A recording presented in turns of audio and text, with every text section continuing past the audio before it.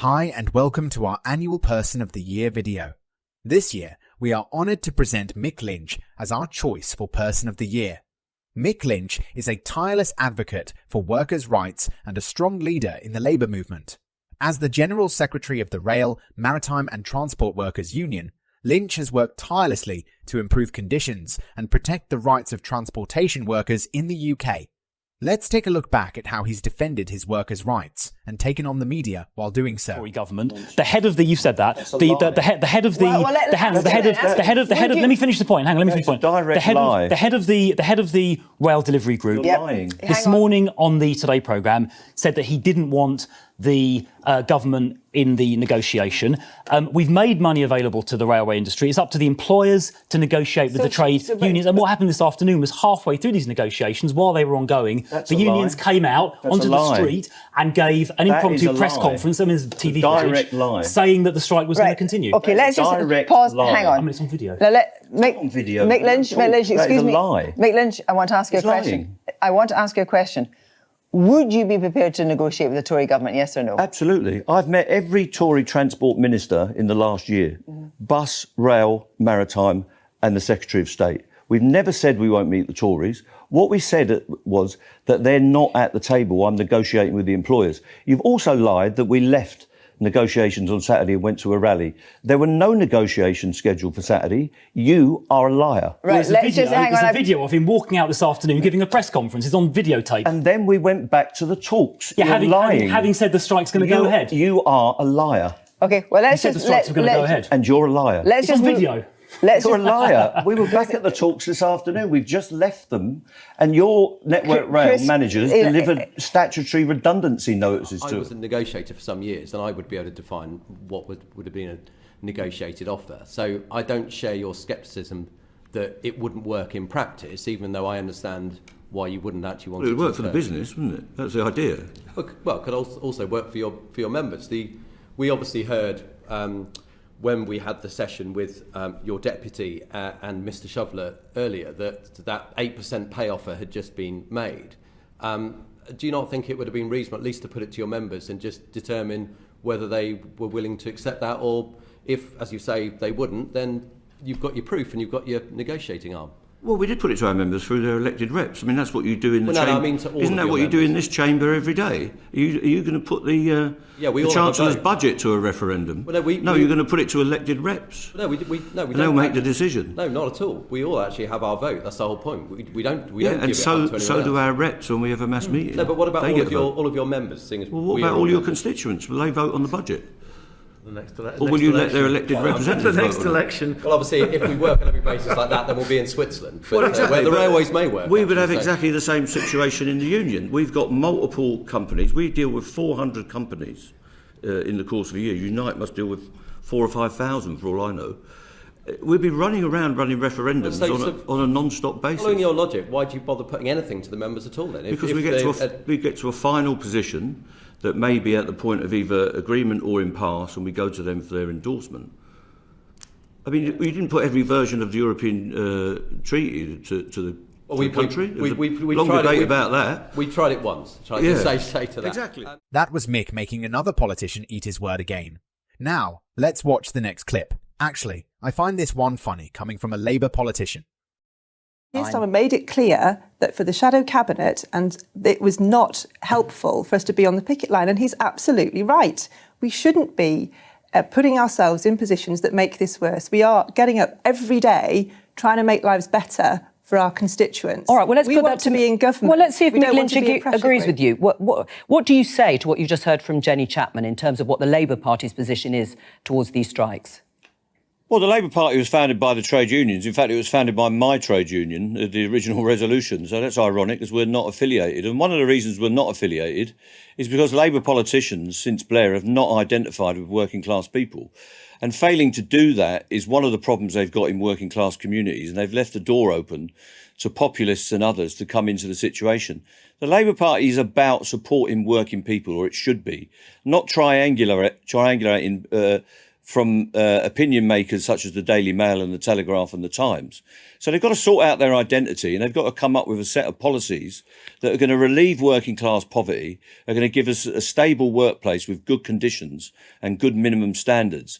That's what the Labour Party should be about. I welcome anyone that wants to join us on our picket lines and show us messages of support. All right. Well, if Keir Starmer can't do that, that's a problem for him, not for us. Jenny? But Keir Starmer wants to be Prime Minister. And in order to get that job, he needs to show that he's the sort of person who wants to resolve these kinds of disputes. And actually, Mick, you don't know anything about my background or my community or where I come from. So I can't even see you. I don't even know who you are. So there you go. Well, there you go. So, don't tell me who I am and whether or not I'm working class or any of those sorts of things. I didn't tell you weren't working class. I don't even know your name. Finally, a word on a bit of a row over one of your colleagues, Eddie Dempsey, who I think is your deputy, if I've got that right, who, it is reported, lives in taxpayer-subsidised social housing in Islington Council. And as you rightly point out, you say, when did council housing become taxpayer given to his housing? Yes, as you rightly point out, when did council housing become for people that are poor? You don't have to be poor. You're absolutely right, of course, Miss Lynch, but do you not agree that he might be blocking that property for somebody who is not in receipt of a six-figure salary? That's a fair point, isn't it?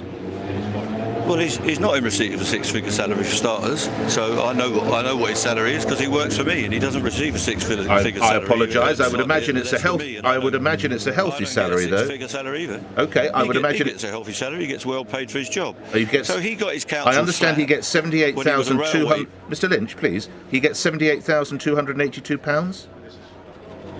Something like that, yes. Yeah, plus pension contributions and others. So he gets a basic salary of 70. Yeah, should he be in council accommodation if he's earning that? Is he not possibly blocking it for a family, someone who's not in receipt of that amount of money? I don't think he is blocking it at all. What he got is his council flat that he got as a person on the register when he was a railway worker. And he and his partner live there with his children, and they have the tenancy like all council tenants do. Yes, indeed. And when he's ready to move, I assume he'll move. It's not a question of when you earn a few more bob, you get evicted from your council flat. I'm not saying it is. I'm not saying it is. When I lived, well, that's what you seem to be. No, that's what you seem to be what implying. I'm asking is someone on. He's been in the job he's got since October last year, right? When he got elected to office. And before that, he was a railway worker, and he received his council flat by waiting on the list like other council tenants. But lastly, is the point is to be evicted because he's got a new job? Mr. Lynch, if you'll let me say, well, that seems to be what you're implying. Well, if you'd pause and allow me to You seem to be implying that he shouldn't live there. It's his tenancy, and he pays the rent. I'm not aware that he's in receipt of any subsidy from anyone. Mr. Lynch, if you let me make my point... Are you aware that he's on some subsidy? You're not letting me make my point respectfully. I'm always saying that someone who has a salary of that level, 70,000+, some would say, is in some way blocking that accommodation for families more in need. That was the point I was making.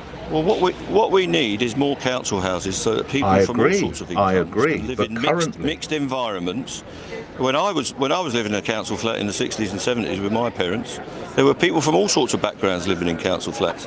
The problem is that the government stopped building council flats and houses, so that we can't have that mixed environment in our inner cities of people living comfortably side by side from all sorts of backgrounds. And what we need is a mixed environment of people from all income levels living cooperatively in council accommodation. And I don't believe he should be evicted because he's got a new job. I totally agree with you. I've not for one moment suggested your colleague should be evicted. I'm just making the point, if you're making £78,282 a year in salary, should you be enjoying that when other families might need it more?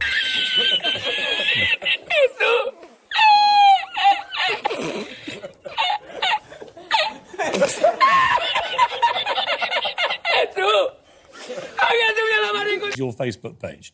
It's a picture of Can you see the hood from Thunderbirds. Can you see the likeness?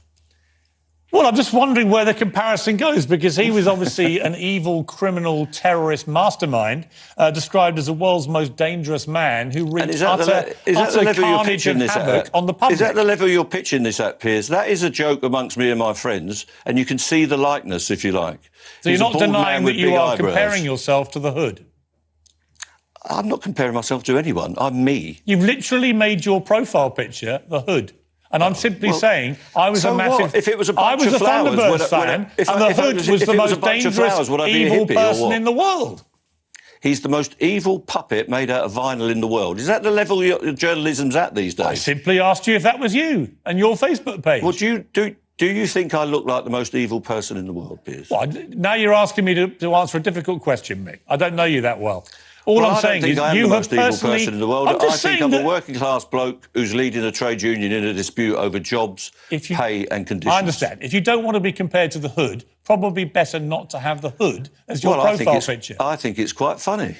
So do I. But I also like... As I was a Thunderbirds fan... Is that the level we're at, though? Don't you want to talk about the issues rather than a little vinyl puppet from the 1960s? I'm simply trying to get inside the mindset of the man about to wreak havoc on the country. It makes me laugh, honestly, that you have the Hood as your profile pic, because that's a man who wreaked havoc on the world. Well, it makes me laugh that your level of journalism has descended so far that you can't think of any other question rather than a thing about the Thunderbirds. I didn't put that picture on your profile page. Yeah, but you've chosen to spend 2 or 3 minutes of this interview talking about an irrelevant. Because you seem so irritated by the comparison. Well, because you seem so irritated by the comparison to the Hood. I'm not irritated at all. I'm completely... You seem very irritated.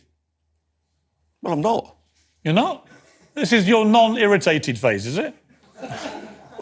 What point are you trying to prove, Piers? I mean, I'm not trying to prove anything. You put it on your Facebook page. I'm simply asking, it's an odd choice for a union boss who's about to go on a series of strikes to have that as your choice. Ladies and gents, there you have it.